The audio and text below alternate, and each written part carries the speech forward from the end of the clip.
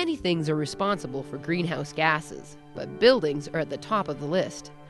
The power usage, emissions, and resources used to build and renovate them all add up, and they're never built just once. When we can't figure out how to make them work for us anymore, we knock them down, sweep them up, and throw them away. Then we look for new land to start again.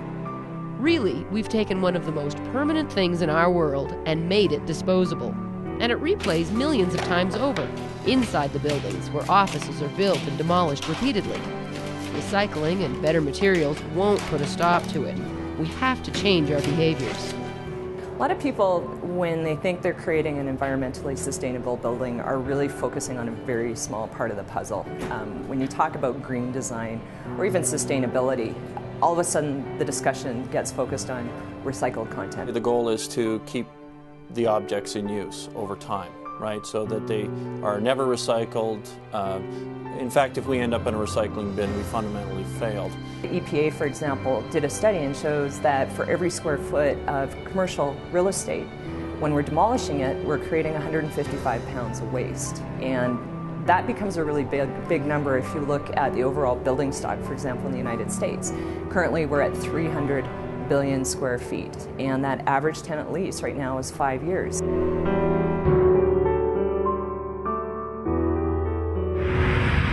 From the beginning at DIRTT, doing it right this time meant sustainability.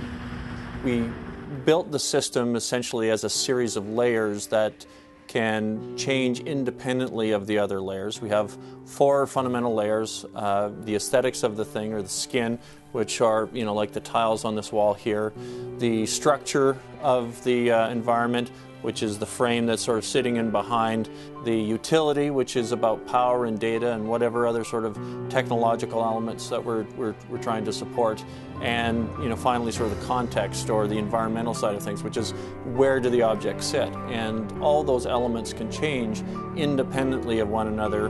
What makes the DIRTT wall particularly sustainable is the fact that it's not just there to divide the space. It's great for us to say that we believe in sustainability, but if we don't make that a complete statement whereby all other elements in the environment are addressed, meaning, work surfaces or overheads or accessories. So, if we said we believe in sustainability, but by the way, you got to throw out all that stuff that you already have, obviously that's a terribly flawed notion.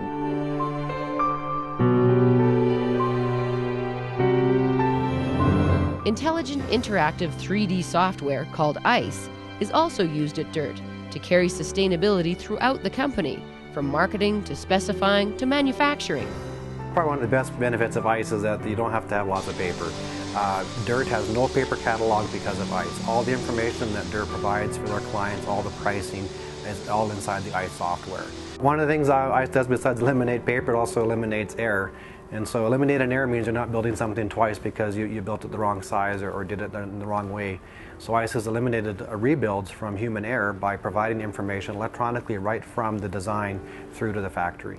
Because of ICE, our software, material flows through our factory at a extremely high velocity, right? So we don't have anything that just sort of sits around.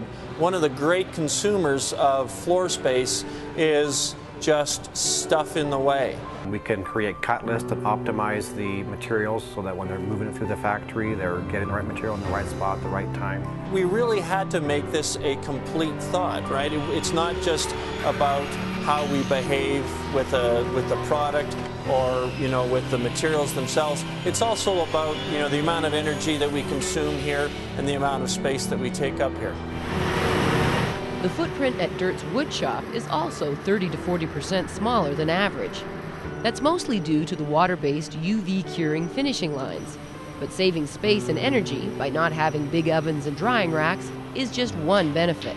Conventional line, everybody has to wear a respirator, big honking green gloves to handle everything because of the catalysts and the solvents. It takes 30 days after it's dried for off-gassing.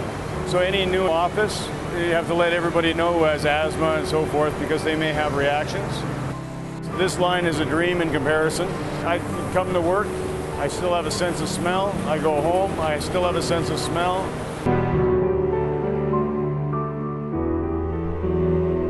This is the cookie. This actually came from a group of people in shipping from our shop floor.